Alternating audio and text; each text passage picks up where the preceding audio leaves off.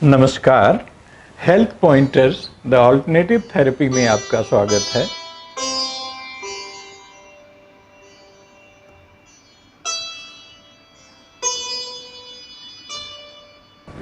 आज हम चर्चा करने जा रहे हैं फ्रोजन शोल्डर। फ्रोजन शोल्डर में हाथ ऊपर उठाने आगे पीछे ले जाने में कठिनाई होती है, तो आज हम एक्यूप्रेशर में कैसे ट्रीटमेंट किया जाता है इसको देखेंगे।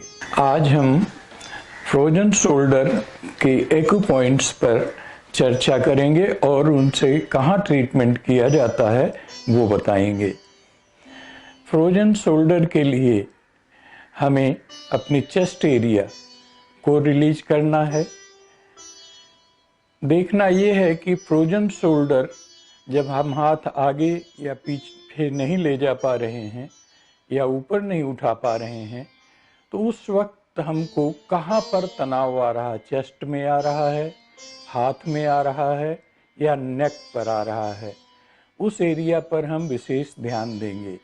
हमने चेस्ट, आपने देखा पैर में हमने चेस्ट एरिया को रिलीज किया, डायफ्राम को रिलीज करेंगे। यह सब हम रेगुलर सीक्वेंस के बाद कर रहे हैं। रेगुलर सीक्वेंस जैसा आप जानते हैं सदैव हमें करते रहना है। पैर में हमारा हाथ, अंगूठे के साथ का जो टो है वो हाथ होता है और यहाँ आकर के ऊपर शोल्डर होता है। तो हम ये देखेंगे तो यहाँ दो गड्ढे मिलते हैं। उन गड्ढों में कोई जमाव है तो उसको दबा करके गड्ढे के रूप में पुनः हम उसको स्थापित करने की कोशिश करेंगे। आगे के हिस्से में भी किसी नस पर अगर यहाँ तनाव है, इस तरह उंगली को होल्ड किया, यहाँ दबाया नीचे, अगर आपको लगता है किसी तरफ किसी नस में दबाव है तो उसकी पूरे रूट को ऊपर तक हम उसको रिलैक्स करेंगे, चेस्ट को पुनः रिलैक्स करेंगे, फिर इस उंगली को करेंगे। इसी तरह हम दूसरे पैर में भी चेस्ट रीजन को,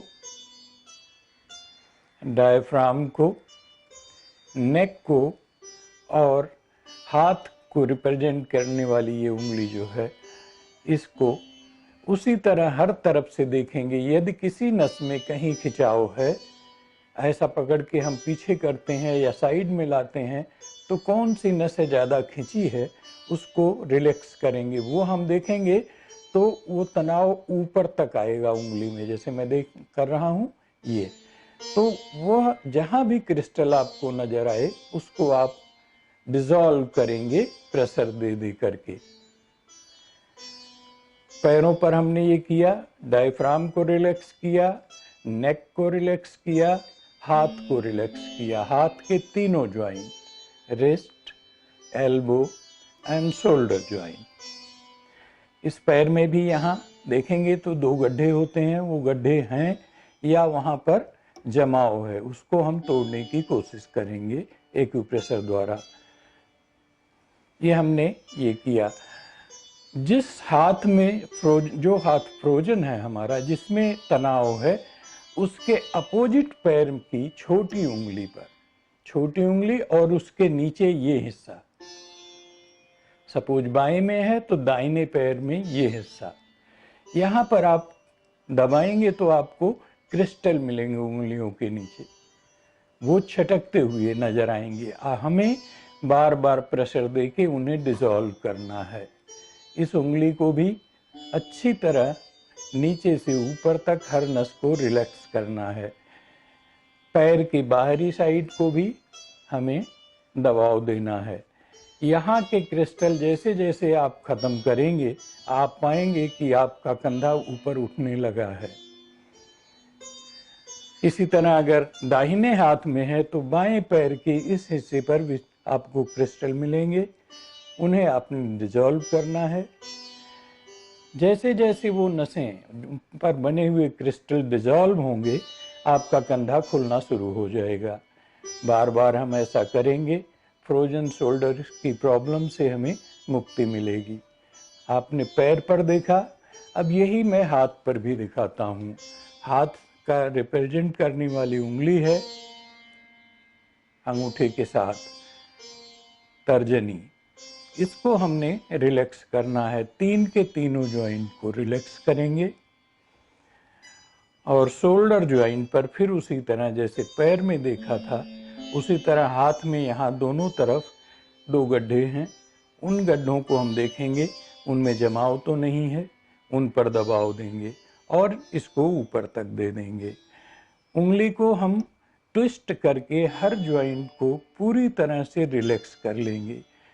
कई बार फ्लेंजेस में यहाँ नसों में तनाव मिलेगा तो हम इन फ्लेंजेस पर भी अच्छी तरह दबाव देंगे।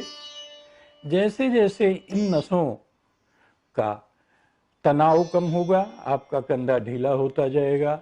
हाथ में भी चेस्ट रीजन पर हम दबाव देंगे, अगर कहीं पर वहाँ खिंचाव है उसको हम रिलैक्स करेंगे। दोनों हाथों में यही क्रिया हम करेंगे। गले को रिलैक्स करेंगे, हाथ के रिप्रेजेंट करने वाली उंगली को रिलैक्स करेंगे, उसके तीनों ज्वाइंट पूरी तरह फ्लेक्सिबल बनाएंगे। अगर किसी भी नस में कहीं आपको लगता है कि ज़्यादा कड़ापन है, खिंचाव है, उसको ख़त्म करेंगे। शोल्डर ज्वाइंट पर उन्हीं गड्ढों को जैसे हमने बाएं हाथ में देखा था दाएं हाथ में भी वही मिलेंगे। उस हाथ में जिस हाथ का शोल्डर फ्रोजन है उसकी तर्जनी और दूसरे हाथ की लिटिल फिंगर, इस छोटी उंगली पर हम उसी तरह का दबाव देंगे। डायफ्राम को हम हल्का करेंगे, दबाव देके कंधे पर दबाव देंगे, गले पर, और स्पाइन पूरी हम रिलैक्स करेंगे। साथ में अब ध्यान से देखें, उंगलियों के बीच में हम इस तरह इसे होल्ड करेंगे, दबा करके इस तरह खींचेंगे, यहाँ के जमाव को हम खत्म करेंगे। इससे आपका चेस्ट रीजन फ्री हो जाएगा, रिप्स फ्री हो जाएंगी और उनकी नसों का जो खिंचाव है कंधे का वो कम होगा। अभी हमने देखा फ्रोजन शोल्डर का एक्यूप्रेशर में किस तरह उपचार होता है। आप इस वीडियो को लाइक करें, अपनों के साथ शेयर करें ताकि वे भी इसका लाभ उठा सकें। आपके मन में कोई प्रश्न है या आपकी कोई समस्या है तो नीचे कमेंट बॉक्स में ज़रूर लिखें ताकि आने वाले वीडियोस में हम इनका समाधान दे सकें। आप इस चैनल को सब्सक्राइब करें, बेल आइकन को ज़रूर दबाएं ताकि आने वाले वीडियोस की नोटिफिकेशन आप तक समय पर पहुंच सके। स्वस्थ रहें, सुखी रहें। नमस्कार।